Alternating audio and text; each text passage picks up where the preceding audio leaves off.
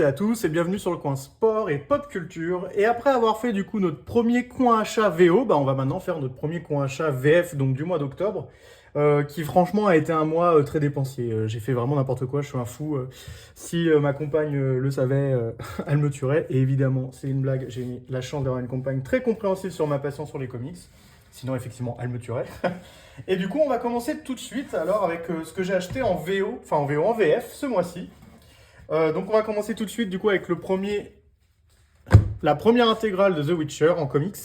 Donc je vous avais fait moi un coin comics VF sur The Witcher chez iComics qui adaptait du coup les nouvelles du roman.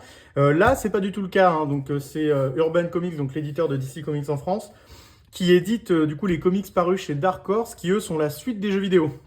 Donc avant il y en avait plusieurs tomes que j'avais déjà qui étaient sortis et là ils les ont ressortis dans une magnifique intégrale avec du pelliculage argent dessus. Enfin, je pense qu'on dit ça comme ça, mais ça se trouve, je me trompe parce que parfois je dis des bêtises.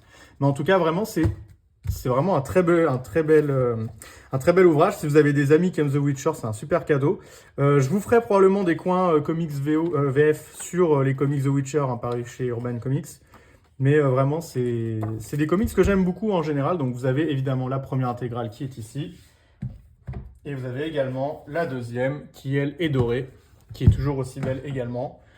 Et d'ailleurs, pour avoir lu déjà du coup le contenu, j'aime mieux la deuxième intégrale, qui en plus coûte moins cher. Mais bon, après, si vous êtes complétiste à vouloir tout avoir, je peux comprendre. Mais moi, à titre personnel, je vous recommanderais plus la deuxième, qui est beaucoup plus sympa. Avec Souvenir lointain, que j'ai trouvé ça vraiment bien, et Les Lamentations de la sorcière. Et donc, voilà.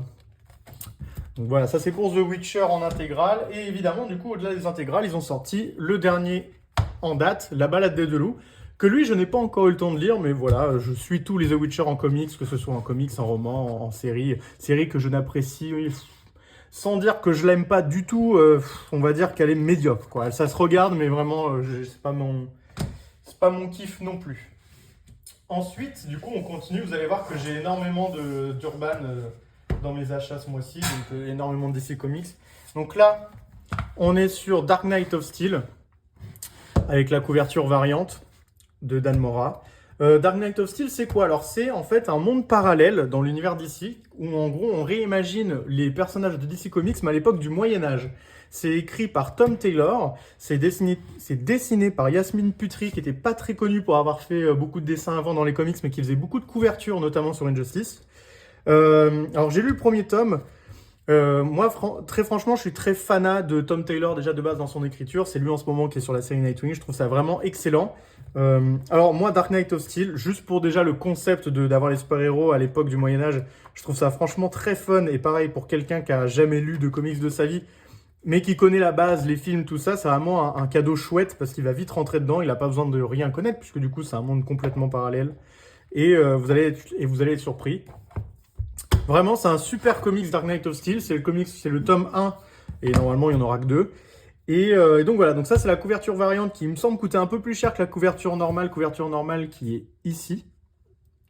Mais la couverture normale, alors en soi elle est belle, elle me fait penser moi à Sleepy Hollow, vous savez le film de Tim Burton, notamment du coup la jaquette le poster du film de l'époque.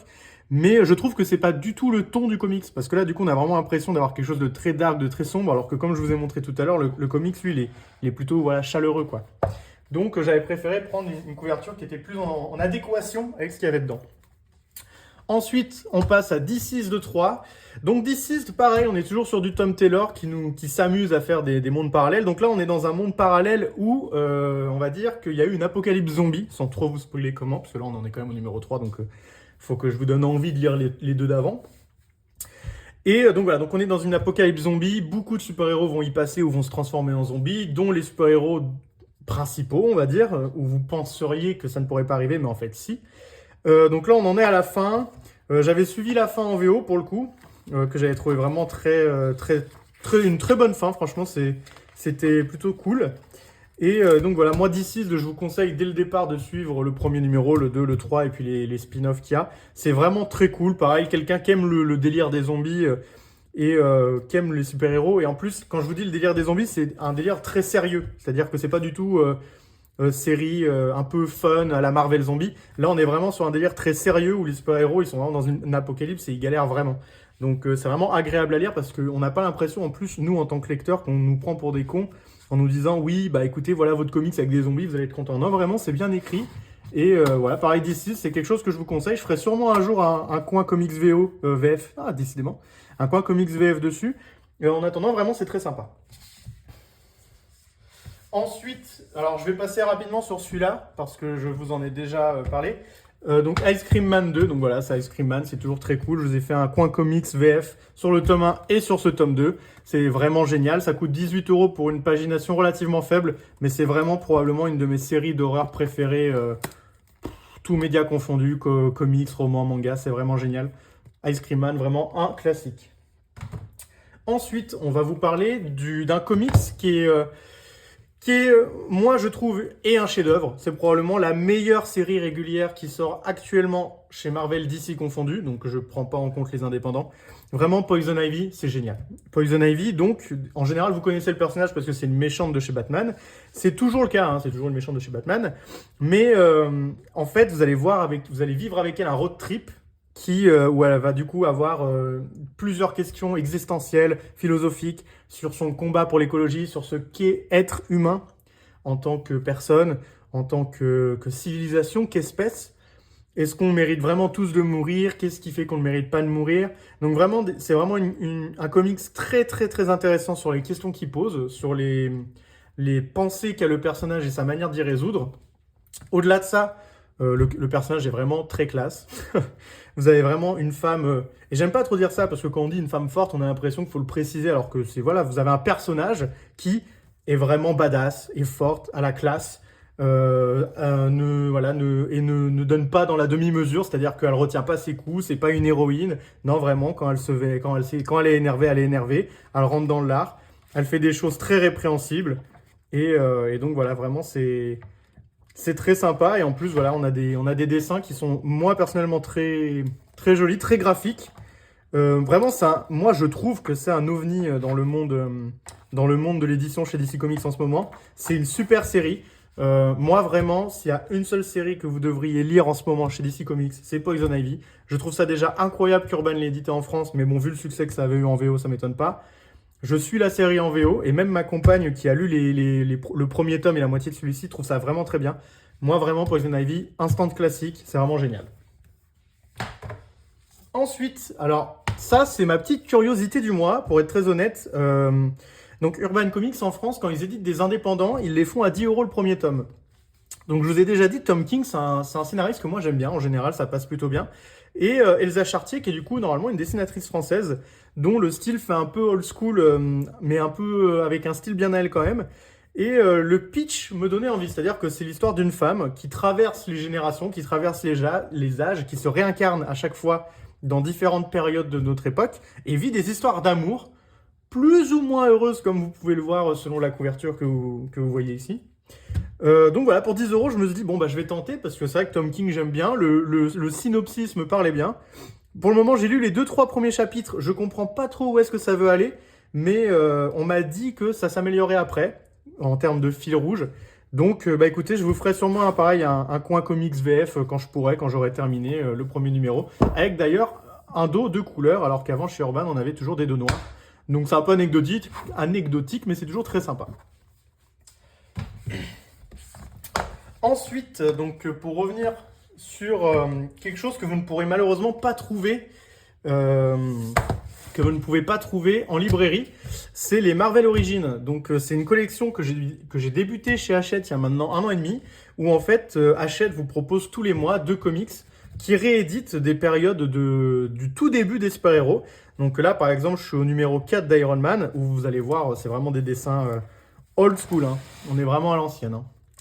Vous voyez, c'est vraiment à l'ancienne. Mais vous voyez, du coup, l'origine des super-héros, leurs premières histoires, ça date de 1965, vous voyez, écrit par Stan Lee et Don Heck.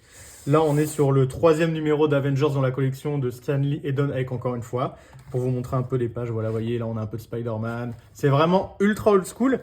Alors, ce qui est très amusant, c'est quand j'étais jeune, donc vous avez vu, il y a très peu de Marvel hein, dans ce que je vous montre, c'est parce que je ne suis pas très friand de ce qu'on appelle l'univers 616, donc on va dire l'univers normal de chez Marvel. Parce que moi, quand j'étais jeune, j'ai commencé avec l'univers Ultimate. Donc quand l'univers Ultimate s'est arrêté, on va dire, parce qu'en ce moment il va renaître de ses cendres, vous aurez une vidéo spéciale là-dessus. Et ben en fait, quand il a fallu faire la bascule sur l'univers normal, moi j'ai pas beaucoup réussi, je retrouvais pas les super-héros que moi j'avais connus quand j'étais enfant dans l'univers Ultimate. Et j'imagine que d'ailleurs c'est du coup l'inverse, hein. Les vieux de la vieille ou les gens qui avaient préféré l'univers de la Terre 616 avaient du mal peut-être avec l'univers Ultimate, j'imagine bien, parce que c'était pas non plus un univers parfait, loin de là. Mais du coup, relire l'origine de ces super-héros, l'origine du coup de l'univers basique, classique de base de Marvel, donc la Terre 616 du début, bah écoutez, c'est très sympa. Moi, le dessin me rebute pas tant que ça. Au début, c'est un peu bizarre, mais après, avec le temps, on s'habitue. Par exemple, les Spider-Man dans cette collection, parce que là, vous voyez, je suis au numéro 29.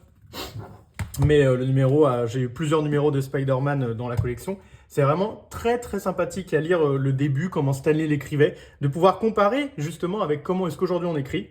Franchement, la collection Marvel Origins, elle est vraiment très sympa. Donc je crois que les comics, ils sont à voilà, 15 euros.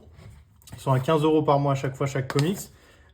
Clairement, l'éditeur VF de Marvel, donc Panini, pour avoir ça, il faut acheter des intégrales à 36 euros, qui sont moins bien édités, avec du moins bon papier, un moins bon travail éditorial. Moi, la collection Marvel Origins me va très bien. Je ne sais pas si j'irai jusqu'au 100e numéro, parce qu'il y en a 100, mais pour le moment, ça me plaît beaucoup, donc je les garde.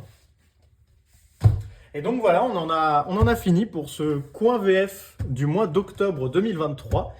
Je vous remercie d'avoir regardé cette vidéo, c'est vraiment très sympathique à vous. J'espère que vous avez eu des découvertes ou des choses qui vous ont plu dans ce que je vous ai montré, qui vous ont intéressé.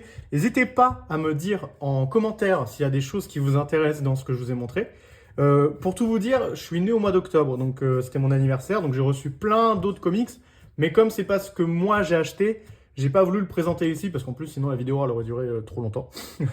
Et donc voilà, en tout cas n'hésitez pas à me laisser en commentaire vous ce que vous avez acheté, ce que vous n'avez pas aimé dans ce que moi j'ai acheté parce que c'est possible. Et moi je vous souhaite une bonne journée, bonne matinée, bon après-midi, bonne soirée. Lisez des comics. Tchuss!